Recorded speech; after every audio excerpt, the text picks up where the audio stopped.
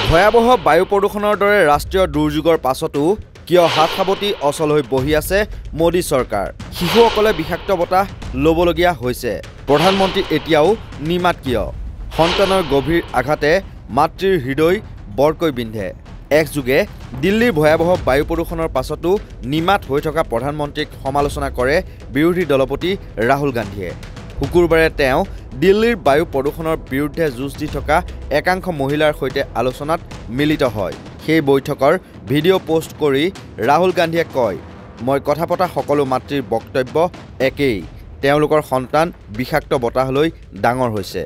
মোদীজী ভাৰতৰ সন্তান আমাৰ চকুৰ সন্মুখতে মৃত্যুমুখত পৰিছে আপুনি এতিয়াও কিয় নিমাত হৈ আছে আপোনাৰ চৰকাৰে কিয় দায়িত্ব লোৱা নাই কিয় এই সমস্যাটো সোনকালে সমাধান কৰিবলৈ চেষ্টা নকৰে ৰাহুলে স্পষ্টকৈ উল্লেখ কৰিছে যে ভাৰতৰ শিশুসকল বিশুদ্ধ বায়ুৰ যোগ্য ইয়াৰ লগতে ৰাহুল গান্ধীয়ে তাৎক্ষণিকভাৱে সংসদৰ বিশদ বিতৰ্কৰ উপৰিও বলবৎযোগ্য কাৰ্য পৰিকল্পনাৰ কথাও সদৰি কৰে ইপিনে দিল্লীৰ প্ৰদূষণত প্ৰধানমন্ত্ৰীৰ হস্তক্ষেপৰ দাবী জনাইছে বিজেপি নেতা কিৰণ বেদীয়ে নিজৰ এক্স হেণ্ডেলত লিখিছিল এইটো বেদনাদায়ক আৰু হতাশজনক ছাৰ হস্তক্ষেপ কৰক তেওঁ লগতে কয়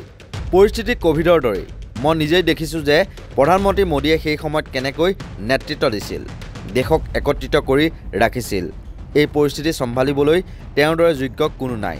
যদি তেওঁ পোনপটীয়াকৈ হস্তক্ষেপ নকৰে তেন্তে মই বিচাৰিম অন্ততঃ দুই এজন মন্ত্ৰীক আয়োগলৈ অনা হওক কাৰণ এই সমস্যা বহু ৰাজ্যলৈ বিয়পি পৰিছে আৰু জনস্বাস্থ্য বিপন্ন কৰি তুলিছে উল্লেখ কৰি থওঁ দিল্লীৰ মুণ্ডকাত শুকুৰবাৰে পুৱা প্ৰদূষণৰ মাত্ৰা আছিল 436 ৰোহিণীত 432 আনহাতে আনন্দ বিহাৰত প্ৰদূষণৰ মাত্ৰা 408 আৰু